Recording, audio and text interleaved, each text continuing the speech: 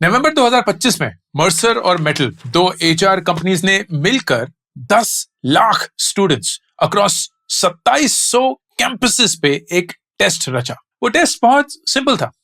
सवाल ये था कि इन स्टूडेंट्स में से कितने लोग एम्प्लॉयबल हैं, मतलब कंपनीज को जो स्किल्स चाहिए on day one to hire somebody, क्या इन स्टूडेंट्स में वो स्किल्स हैं या नहीं। नंबर वापस आया, वो नंबर था 42.6%। 10 lakh randomly selected students, 2700 campus, और उसमें से सिर्फ 4-4.5 लाख स्टूडेंट्स जो कि वाकई किसी जॉब के लिए तैयार थे। जब स्ट्रीम्स के तहत इसी डेटा को बांटा गया तो बारीकी और झलक के आई। इंजीनियरिंग स्टूडेंट्स का ये नंबर 71% था, a lot higher। Management graduates का ये नंबर 78% था, one of the highest। Commerce students जिनके लिए ये वीडियो है, उनका नंबर था 62.81%। एवरेज से बेटर था, लेकिन तब भी 60%। एंड अगर आपने डबल क्लिक करके ये पूछा कि यार ये 62.81% एम्प्लॉयबल तो है, लेकिन कौन सी जॉब्स के लिए, तो यू विल फाइंड कि ये जॉब्स 3 से 5 लाख रुपए साल की जॉब्स होगी। मैक्सिमम सीलिंग 10 से 12 लाख, उससे ज्यादा कभी पहुंच नहीं पाएंगे। अब इस जॉब के लिए तो आप जिंदगी में फाइट नहीं मार रहे हैं। तो एक नॉन इंजीनियर के लिए 2026 में सवाल ये नहीं है कि आप एम्प्लॉयबल हैं या नहीं है, हैं तो 62.81% तो दिखा रहा नंबर। सवाल ये है कि कौन से स्किल्स आपको इस एम्प्लॉयबिलिटी से 2 से 3 गुना ज्यादा सैलरी दे सकते हैं। तो अगर आप एक कॉमर्स ग्रेजुएट हैं, बीकॉम, बीबीए, तो आपको ना 3-4 दिशाएं बता दी गई हैं और वही आपके जहन में बस चुकी है कि सीए कर लो, बैंकिंग में घुस जाओ, वहां कुछ इधर उधर सीएफए वगैरह। And I want to challenge that notion and share कि यार कुछ ऐसे रोल्स हैं जिनके बारे में शायद आपको पता भी नहीं है। Surprisingly, most commerce graduates are getting those roles, और वो roles इन बेसिक 3-4 दिशाओं से 2-3 गुना ज्यादा सैलरी या एम्प्लॉयमेंट अपॉर्चुनिटीज आपके लिए जनरेट कर सकती हैं। इस वीडियो को स्पॉन्सर किया है स्केलर स्कूल ऑफ बिजनेस ने, एंड एक बहुत इंपॉर्टेंट कारणवश, क्योंकि जिस दिशा की मैं बात करने वाला हूं, जो कि बहुत अलग दिशाएं हैं, उसके लिए तैयारी एक स्केलर स्कूल ऑफ बिजनेस या एक न्यू एज बिजनेस स्कूल ही करवा रहा है। ट्रेडिशनल बिजनेस स्कूल्स आपको अभी भी वही 3-4 सेट तरीकों में डालने की कोशिश कर रहे हैं। Most of them are not able to succeed and you need a very different approach towards that. Scaler School of Business ऐसा क्या अलग करता है वो जानेंगे वीडियो में, लेकिन पहले कोर चीज से शुरू करते हैं। वो 4 जॉब्स जो दुनिया आपको बोलती है एज अ कॉमर्स ग्रेजुएट आपको लेनी चाहिए, एंड मेरे हिसाब से उनमें से 3 आपको इग्नोर कर देनी चाहिए। Number 1, CA. सीए के लिए आप 5 से 7 साल अपनी जिंदगी के बताएंगे। सीए इंटर का पास रेट 10 से 11% है। जनवरी 2026 में 10.97 था टू बी प्रिसाइज। तो मतलब 100 बच्चे बैठेंगे, 11 बच्चे पास हो पाएंगे। अगर आप सीए क्वालिफाई कर जाते हैं तो लाइफ एक्चुअली बुरी नहीं है।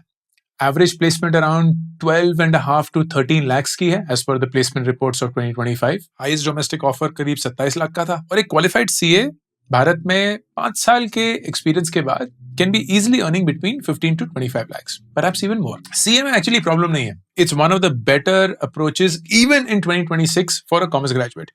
Problem है उसके पास रेट की, कि यार अगर 100 में से सिर्फ 11 बच्चे ही जा रहे हैं तो बाकी के 90 बच्चे जो होंगे उनका क्या। तो उनको ये बाकी की 3 चीजें पकड़ा दी जाती हैं, which I personally don't think are valid for 2026. पहला, या डायरेक्ट एंट्री मार लो into an audit firm. Let's assume Big 4 भी अगर हो, which is EY, PwC, KPMG and Deloitte. बिना सीए के आप एनालिस्ट के रूप में घुसेंगे, 4 से 6-7 लाख रुपए मिल जाएगा। दिस इज ना बिग 4। अगर वो बिग 4 नहीं होंगी तो किसी और ऑडिट फर्म में या किसी और एनालिस्ट रोल में इन अ मिड टियर कंपनी आपको 3 से 5 लाख रुपए मिलेंगे। Without a CA, without a CFA, without a CPA आपका मैक्स सीलिंग 25 से 30 लाख तक पहुंचता है। उसके बाद बहुत धीरे ग्रोथ हो जाती है। तीसरा ऑप्शन है बैंकिंग ऑपरेशंस। तो जी आप एचडीएफसी में या किसी भी प्राइवेट बैंक में एक सेल्स ऑफिसर की नौकरी कर सकते हैं। Average salary is around 2.4 lakhs per annum plus incentives आपके सेल्स पे। पर्सनल बैंकर बन सकते हैं, उसकी एवरेज सैलरी अराउंड 5 लाख रुपए है। पीओ बन सकते हैं इन्हीं प्राइवेट बैंक्स में, उसकी करीब 4.5-5 लाख, 5.5 लाख तक भी जा सकती है। ऑफ कोर्स गवर्नमेंट बैंक के अगर पीओ बनेंगे विच इज रियली प्रेस्टिजियस, बहुत ज्यादा पैसे मिलते हैं, लेकिन अगेन उसमें घुसना बेइंतहा मुश्किल है। या चौथा ऑप्शन बहुत पुराना 20-25 साल से जो चला आ रहा है, बीपीओ या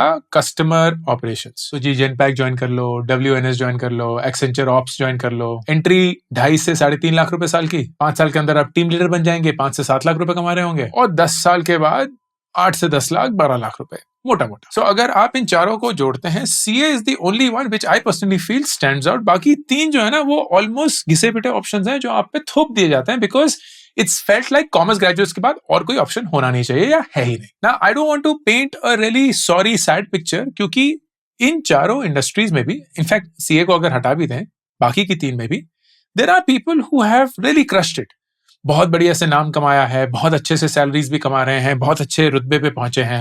but the big thing that has happened in the last 3 years is AI. And in तीनों रोल्स में अगर आप देखेंगे बैंकिंग ऑपरेशंस, या आप देखेंगे बिग 4 जॉब्स, या आप देखेंगे customer operations, AI is disrupting all of these 3 at a massive pace. NITI Aayog ने अक्टूबर 2025 में एक रिपोर्ट पब्लिश करी थी, road map for job creation in the AI economy. उसमें कुछ चीजें नोट करी थी जो आपके साथ शेयर करूं। कस्टमर सर्विस और बीपीओ हेडकाउंट आज देश में करीब 2.5 से 3 मिलियन है, मतलब 25 से 30 लाख लोग इस इंडस्ट्री में काम करते हैं।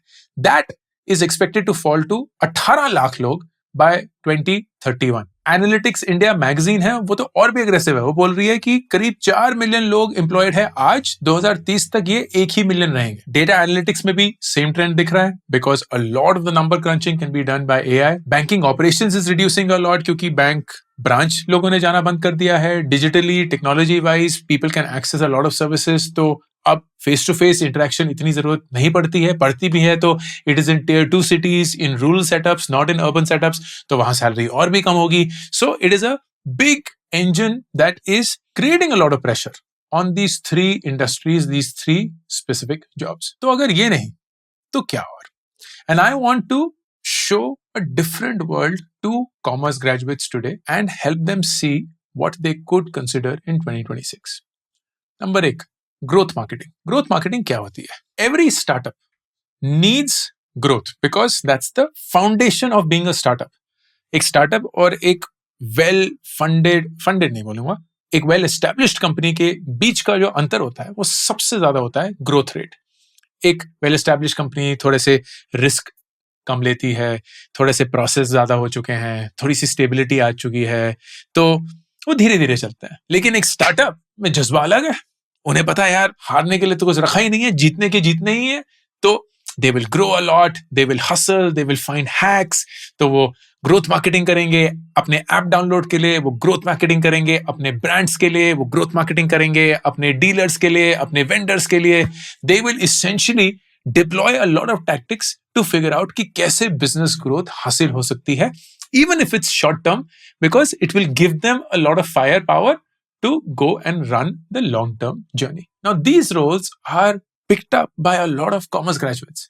क्यों? क्योंकि उन्हें थोड़ी सी बिजनेस की अंडरस्टैंडिंग है, नंबर्स की अंडरस्टैंडिंग है, and consumer is aligned because they are most likely working for those companies जहां वो खुद ही या उनका पर्सोना खुद ही एक कस्टमर पर्सोना है। एक growth associate at a D2C which is direct to consumer startup या newly funded startup can easily get between 4 to 8 lakh rupees in Bangalore per annum. आप परफॉर्मेंस मार्केटिंग कर सकते हैं, डिजिटल मार्केटिंग वगैरह, उसका मीडियन सैलरी इज अराउंड 6.5 लाख rupees. Senior level पे जाएंगे 14 से 18 लाख हो जाएगा। Marketing head, director of growth पे जाएंगे तो it can be 60 lakhs, 80 lakhs plus a lot of ESOPs because most of them are startups. अब इसके लिए जो स्किल्स चाहिए ना, most of them are actually free to learn. Google Analytics आना चाहिए, गूगल एडवर्टाइजिंग आना चाहिए, मेटा एडवर्टाइजिंग आना चाहिए। Most of these tools run their own academies, तो उनसे certification programmes. Real life example देता हूं, कृतिका भाटिया अपनी प्रीवियस जॉब में एक फाइनेंशियल एनालिस्ट थी and she moved to Emergent Labs which is a recently funded company out of Bangalore as a growth analyst. Mo Agarwal, another example, she took up a growth marketing internship at BharatPe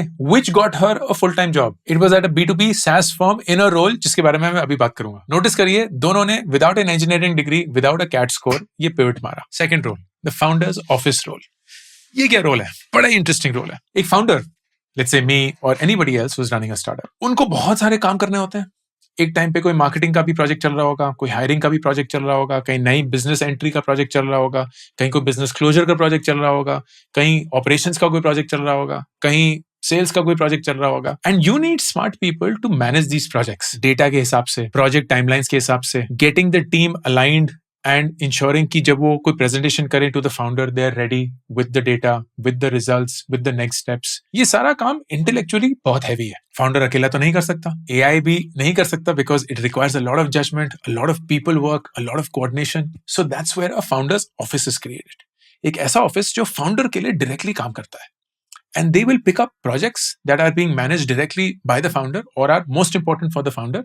And उन projects को वो supervise करते हैं. They're not actually getting the work done, लेकिन वो बाकी लोगों से वो काम करा के report back कर रहे होंगे to the founder कि उस काम का progress क्या है, outcome क्या है, and वो कहाँ पहुंचा. Incredible role, क्योंकि you get visibility of an entire business and सारे moving parts without actually running a business. मेरे हिसाब से ये बेस्ट एमबीए प्रोग्राम है. I don't know if you all remember Deepinder Goyal of Zomato, now named eternal. उन्होंने एक ऐसा ही फाउंडर्स ऑफिस रोल फ्लोट किया था, जहां उन्होंने बोला था कि आपको पैसे देने पड़ेंगे to get to that role, और अगर आप सिलेक्ट हो जाएंगे फिर हम आपको एक सैलरी पे रखेंगे. You remember that?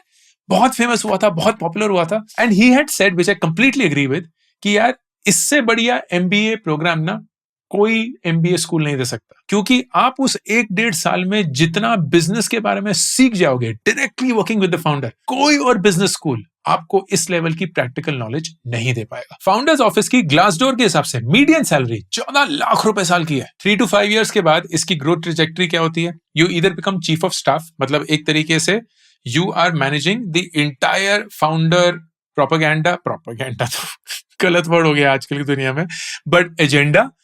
And you're ensuring कि जो बाकी फाउंडर्स ऑफिस के एनालिस्ट वगैरह जो आपने रिसेंटली रिक्रूट किए हैं वो आपके साथ कोऑर्डिनेट करके काम कर रहे हैं. यूजुअली फाउंडर्स ऑफिस वाले लोग एक बहुत बढ़िया एमबीए प्रोग्राम के लिए अल्टीमेटली जाते हैं, या अगर वो एमबीए नहीं करना चाहते तो वो किसी बिजनेस का हेड बन जाते हैं, क्योंकि उन्हें इतना कुछ पता चल चुका होता है डिफरेंट बिजनेस वर्टिकल्स के बारे में कि उन्हें आइडिया हो जाता है यार इन सारी चीजों में से मुझे एक चीज ये पसंद आ गई, and they start to run that end to end. इस प्रोग्राम के लिए ना डिग्री नहीं चाहिए होती है. You need to be an effective communicator, you need to love numbers, you need to be very organised.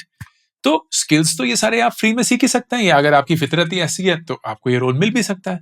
But what you will need is some sort of a organized cohort that gets you ready for such roles और maybe brings you access to such roles. अब प्रदे नील है, scalar School of business गए, 2026 में graduate किया, अब एक founders office at even health care में है. Sagnik Banerjee made the same role but at Urban Company. Aakarsh Sharma data analyst थे उबर में, he made the same role in a jewellery startup. तीसरा रोल FP&A एनालिस्ट. FP&A क्या होता है? Financial planning and analysis. And this is basically running the financials of a company. Corporate finance का एक division होता है, and corporate finance is the most important finance function in any company. क्योंकि corporate finance determine करता है कि आपका कितना पैसा आ रहा है, जा रहा है, ये पैसा कहाँ इन्वेस्ट होना चाहिए, सही उसकी इन्वेस्टमेंट हो रही है कि नहीं हो रही, टेकिंग बिजनेस डिसीजंस की इसका रिटर्न कितना आना चाहिए, क्या कोई और अपॉर्चुनिटी कॉस्ट है कि नहीं है, एक्स्ट्रा पैसा जो है वो ट्रेजरी में कहाँ डिप्लॉय किए. तो बहुत सारा ऐसा decisions around money, deployment, and of course the use of it. FP&A is the start of that journey of a corporate finance role. Start with basics कि यार एक्सेल शीट है तो आप कैश फ्लो से शुरू करेंगे, आप बैलेंस शीट बनाएंगे, but you are not doing it to file your returns, you are doing it to make decisions कि यार इस कैश फ्लो के अनुसार या इस इन्वेस्टमेंट प्लान के अनुसार क्या हमें इस नए शहर में लॉन्च करना चाहिए कि नहीं, इस नई कैटेगरी में लॉन्च करना चाहिए कि नहीं, इस नए देश में लॉन्च करना चाहिए कि नहीं, इस प्राइस पॉइंट पे लॉन्च करना चाहिए कि नहीं. आप सिनेरियो एनालिसिस बनाएंगे कि इस कन्वर्जन पे आपका रिटर्न कितना होगा, इस प्राइस पॉइंट पे कितना रिटर्न होगा, इस प्राइस पॉइंट पे कितना रिटर्न होगा. All of these are number decisions and an FP&A guy will basically lead that. Median salary for this role is 10.8 lakhs per annum. ये एंट्री लेवल की बात कर रहा हूं मैं. 3 years in आप सीनियर FP&A एनालिस्ट बन जाएंगे. Median salary is around 16 to 17 lakhs. अब ये रोल्स ना सिर्फ स्टार्टअप्स में नहीं है, इनफैक्ट ये रोल्स बहुत सारी बड़ी बड़ी कंपनियों में है. मैंने अक्सर GCCs की बात करी है in my videos on this channel, global capability centres. ये ऑफिसेज हैं जो इंडिया में सेटअप किए जा रहे हैं of international companies to do the work for their international offices या मार्केट्स। तो उनको तो बहुत सारे ऐसे लोग चाहिए। इमेजिन करिए कि एक वॉलमार्ट या एक गूगल या एक मैकडॉनल्ड्स या एक नेटफ्लिक्स या कोई भी और, उन्होंने अपना एक जीसीसी खोला हुआ है या ग्लोबल कैपेबिलिटी सेंटर खोला हुआ है।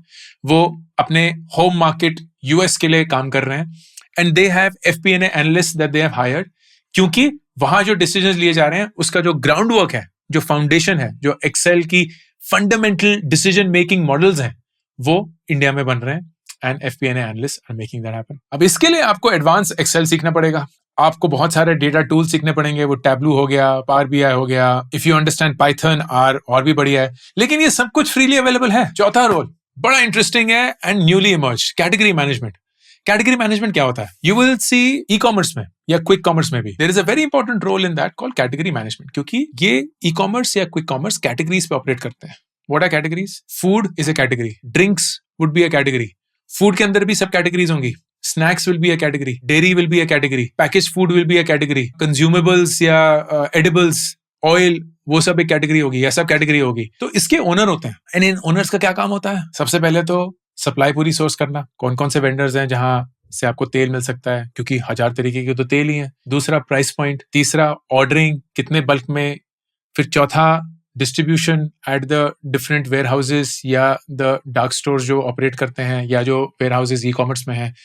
तो it's a very very important role of any e commerce या digital commerce setup and this is a role that commerce graduates play a lot. Category manager हो गए, कैटेगरी एसोसिएट्स हो गए, buying associates हो गए, जो नेगोशिएट करेंगे with the sellers at the right price, the right quantity. Market place analyst हो गए, जो ये देख रहे हैं कि यार जिस प्राइस पॉइंट पे हमने लिस्ट किया है, क्या उस पे मूवमेंट हो रही है, कन्वर्जन आ रही है कि नहीं आ रही है, कितना डिमांड कंज्यूमर से आ रहा है, क्या वो कन्वर्ट हो रहा है। क्विक कॉमर्स में अगर आप एक मार्केट प्लेस एसोसिएट हैं या कैटेगरी एसोसिएट हैं, 4 से 8 लाख रुपए स्टार्टिंग सैलरी। कैटेगरी मैनेजर अगर बन जाएंगे विच इज 3 to 5 years, 15 से 18 लाख रुपए। Senior category manager could be earning anywhere between 30 से 35 लाख रुपए। इसमें एक्सेल स्किल्स आने चाहिए, वेंडर नेगोशिएशन आना चाहिए, डिमांड फोरकास्टिंग आनी चाहिए, कैटेगरी की अंडरस्टैंडिंग आनी चाहिए, और बहुत सारे फ्री रूट है।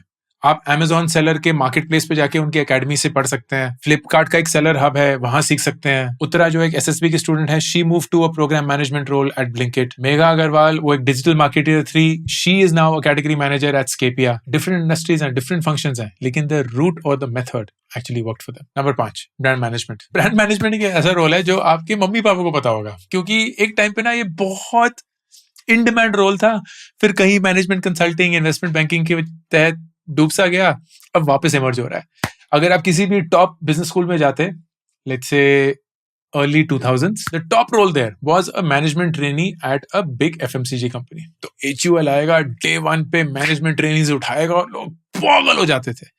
अब नॉट सो मच। लेकिन क्या हुआ है, with the emergence of startups in the FMCG sector, D2C brands इतने सारे आ गए हैं, the management trainee role has evolved so much.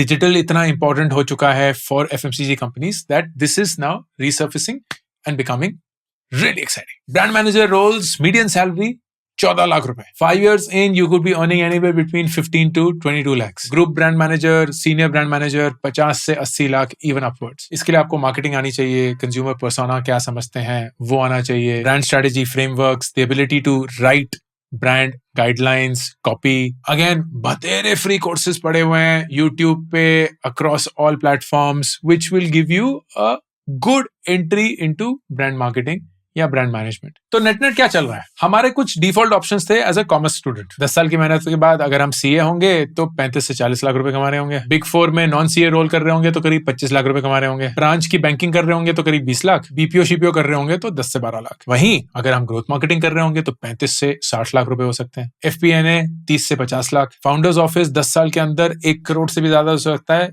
Including या एक्सक्लूडिंग ईसॉप्स। कैटेगरी मैनेजमेंट 45 से 70 लाख। ब्रांड मैनेजमेंट 50 से 80 लाख। ये छोटा अंतर नहीं है, ये एक कंप्लीटली डिफरेंट जिंदगी है। इसी पॉइंट पे आते हैं इस वीडियो के sponsor scalar School of business पर। सबसे पहले मैं आपको ये नहीं बोल रहा हूं कि आप कोर्सेज पे या डिग्रियों पे पैसे खर्च करो। मैं सबसे पहला इंसान हूं जो बोलूंगा कि यार फ्री में जितना सीख सकते हो ना सीखो, क्योंकि दुनिया इतनी अलग है कि आप जो चाहे सीखना चाहे सीख सकते हैं। लेकिन सेल्फ लर्निंग ना सबके बस की बात नहीं है। मैंने नोट किया है कि 10-15% लोग होते हैं जो कि वो एक सेल्फ मोटिवेशन, सेल्फ ड्राइव से सीख जाते हैं।